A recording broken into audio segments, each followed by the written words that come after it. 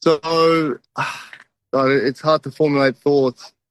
I was supposed to speak at both the Bondi Beach and the Dover Heights events, as I do most years. This is the kind of jewel in the crown of the communal calendar. This is the end of the year. It's the first night of Hanukkah. Hundreds of people, families gather at Bondi Beach to light the Hanukkah, to bring in the holiday. There's petting zoos and face painting and food stalls.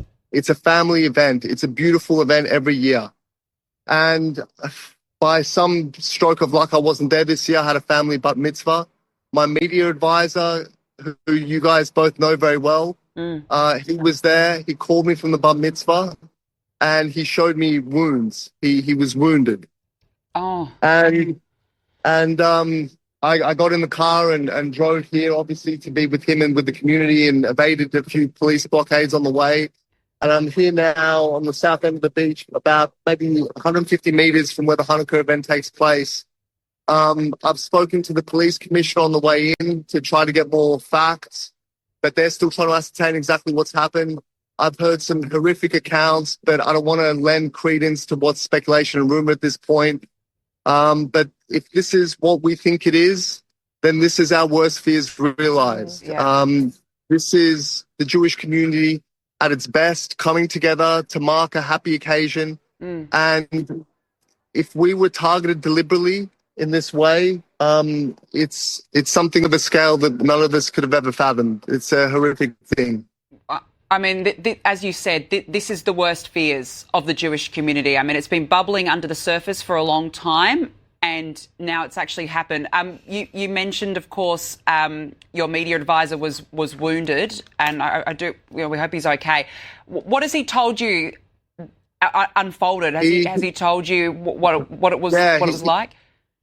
He told me, like every year, it's packed with hundreds of people, families standing around, having a sausage sizzle at the petting zoo. There's speeches, there's politicians here every year. If it's not the premier, then it'll be someone like Dave Sharma. I know Kelly Sloan was due to speak at the Dover Heights event just up the road. And my media advisor said all of a sudden you can just hear pop, pop, pop, pop, pop, dozens of pops. And then everyone just started running through barricades, dragging their family and kids. People were laying wounded. It was like a war zone, as he described it. It was absolute mayhem. I spoke to him. He was still in an utterly distraught state. He was trying to ascertain his own medical condition. I think the adrenaline was still coursing through his veins and maybe masking the true extent of his injuries. He then had to abruptly terminate the call to get more medical assistance. And I'm hoping to see him very soon and see how he is and how the others are. I'm hearing, again, unconfirmed reports about individuals who I know who may have been wounded. Yeah. I don't want to name your media advisor on air. He is also a former Sky News colleague of ours, but our hearts go out to him, and we hope that he's okay. That sounds really traumatizing. I mean, just explain to people at home, especially from outside the Jewish community, what the first night of Hanukkah means to the community and how people were feeling going into it. Because I know certainly for me, as a member of the community, I was starting to relax in past few weeks with the hostages coming home, with the ceasefire deal. It felt like the worst was over. And if what we're hearing tonight from all reports from people on the scene are accurate, then the worst has been realized tonight. I mean, the first night of Hanukkah and the whole Hanukkah festival, it goes for 8 nights. A police helicopter. And every night of the festival in parks around the city and in Melbourne as well, and in regional centres like the Gold Coast for the small Jewish communities, there will be public lightings of the Hanukkah, which is like a large candelabra menorah.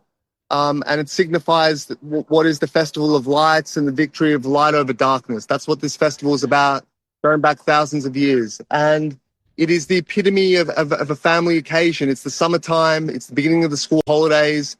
People are joyous. They're jubilant. It's a time for festivity and celebration. And as you say, Caroline, with everything that's happened the last couple of years, we felt like we turned a corner. There was a buoyant, positive mood coursing through the Jewish community. And everyone was really eagerly looking forward to this commemoration, to this celebration. So I expect the numbers would have been at record levels. I mean, there's always hundreds and hundreds of people at these events. This year, there probably would have been more. But every year, it's a very densely packed crowd. They're kind of corralled into a smallish area at Bondi Beach, near the Surf Life Saving Club, near the outdoor gym, if people know the area. And there's always a lot of security around the perimeter, police and communal security as well. Who holds this? I just sorry to interrupt you both. I just want to read a statement the New South Wales Premier Chris Minns has just put out. He says the reports and images coming out of Bondi tonight are deeply distressing. Police and emergency services are responding, and the public should follow official advice. We will update the public as soon as more information becomes available. So that is the first reaction from the New South Wales Premier. We would expect, though, that the New South Wales Premier Chris Minns would probably hold a press conference this evening. Alex, I wonder if you've seen the vision, the distressing vision of the two offenders with the rifles indiscriminately firing. I don't know if you have seen that vision. But I haven't actually, Danica, because the first I saw was from my media guy directly from the scene. Yeah. And I got in the car and I drove and I started making calls to try to get the facts of what was happening. So I haven't seen that. I'm hoping to see the community, but the police are trying to get me away from the area as well. I understand for my own safety. We'll let you go soon, Evan. We'll show. Alex. We'll show you the vision to viewers I just want to ask you a couple more questions. And again, a warning that this is distressing. It appears to show two gunmen opening fire. You can hear the gunshots quite clearly. They look like they're holding rifles or some kind of long-armed firearm. Alex, what was the event that was being held at Bondi Beach? Was it being held by a particular synagogue or Chabad, or do you know what it was? Yeah, it was my synagogue. It's called Chabad of Bondi Beach. They've been holding this event for probably 30 years in the same spot. And the numbers have swelled year on year. And the last couple of years has been particularly significant because we consecrated a new synagogue in the area. I know it. I've spoken at that synagogue too in the aftermath of what's been happening to our community. Have you heard from any members of the community of any other injuries or even fatalities other than your advisor? I'm hearing a lot of rumors, but nothing confirmed at this stage. And again, as I said, I don't want to speculate and cause great distress to people before the facts are known. But we're all fearing the worst. We're just going to show you now some video that we've just got in. This is of people running from the scene. Let's have a look at this now.